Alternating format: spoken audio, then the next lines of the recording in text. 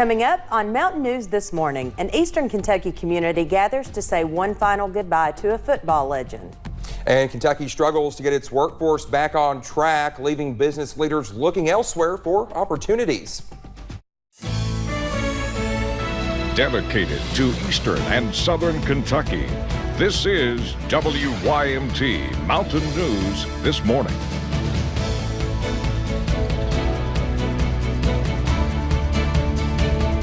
Good morning, I'm Chas Gayhart. And I'm Dakota Makris. Thank you so much for joining us this morning on this Tuesday morning. It's Chas and me. So yeah, for the first time ever. Yeah. Oh my goodness. All right. Well, let's head over to Brandon for a look at your forecast this morning. And Brandon, welcome home. Yeah. It's your first time back in person. Yes. So good to have you back. Thank you very much. It's been a long time, more than a month actually. Yeah. Last day I was here was the last Friday in August. So back here today, got clear to drive yesterday.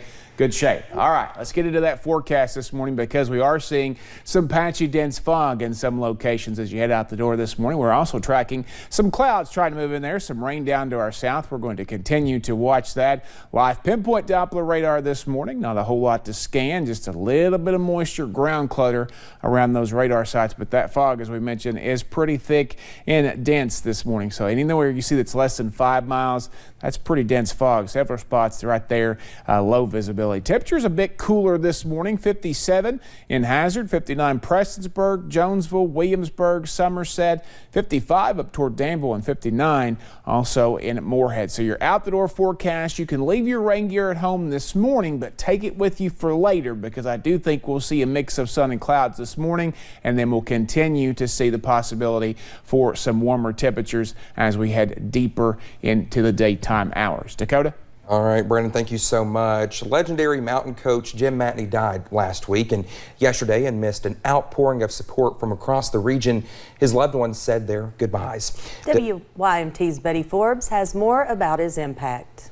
I can almost see it, that dream I'm dreaming, but Coach Jim Matney moved mountains. He said, I felt my ministry was to the kids of the mountains.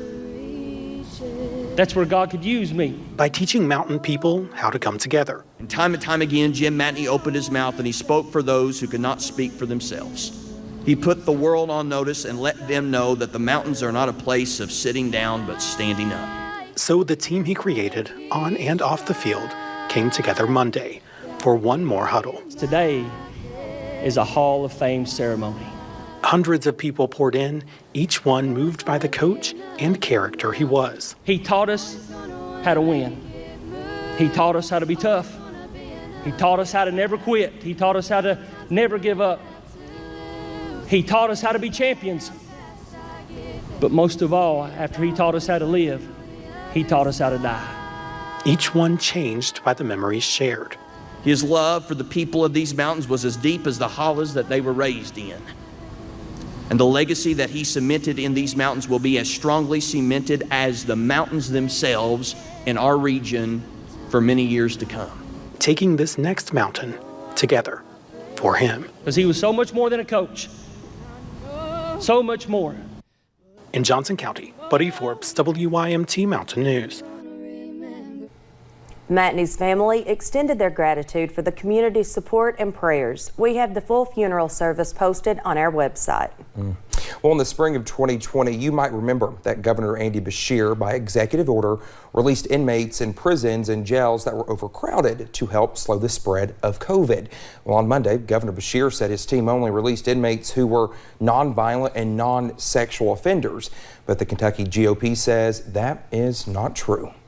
This is a broad-based, throw the net out. Anybody who meets these qualifications, which, by the way, weren't the qualifications that he said in advance. Now, the governor did push back on the report, saying he did not agree with some of the metrics, but added his administration will be looking into what was done.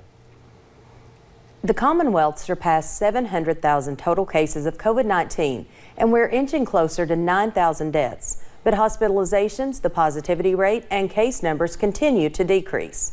Governor Beshear announced 1,239 new cases of COVID-19 yesterday, increasing the statewide total to 700,393.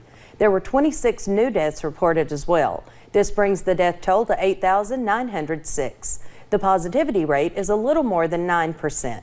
You can always find the latest COVID-19 information over on our website at WYMT.com. The workforce participation rate in Kentucky is the third worst in the nation.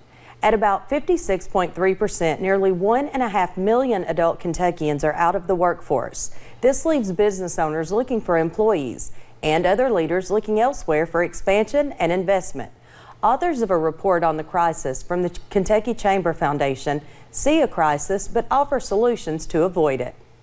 We really need to tackle this from a whole variety of different vantage points. And that means we're going to need to do a lot of policy changes in order to get this done. One thing is not going to cut it. We need dozens of policy changes to tackle this problem.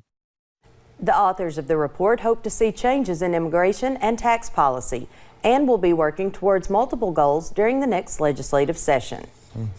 Well, in the Commonwealth and nationwide, businesses are struggling to find employees. This hiring crisis is affecting larger companies. Employees at companies from Men's Warehouse to Kroger are struggling as companies look for people to fill vacancies. It's got harder for employees, plus we're lower staffed anyway after COVID.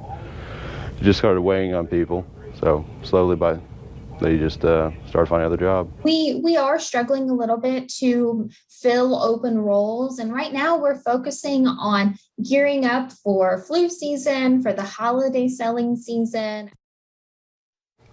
Now, the hiring spree is nationwide. Kroger is trying to set itself apart by increasing hourly benefits to $20 an hour, and officials with Walmart say they're looking for 150,000 associates ahead of the holidays. Thanks for getting your day started with us here on Mountain News this morning. When we come back, a volcano wreaks havoc on one Spanish community, putting people and their homes in danger. Hey, well, I think we stayed dry for the first half of today. I can't promise that for the second half. I'll track your rain chances in about 3 minutes.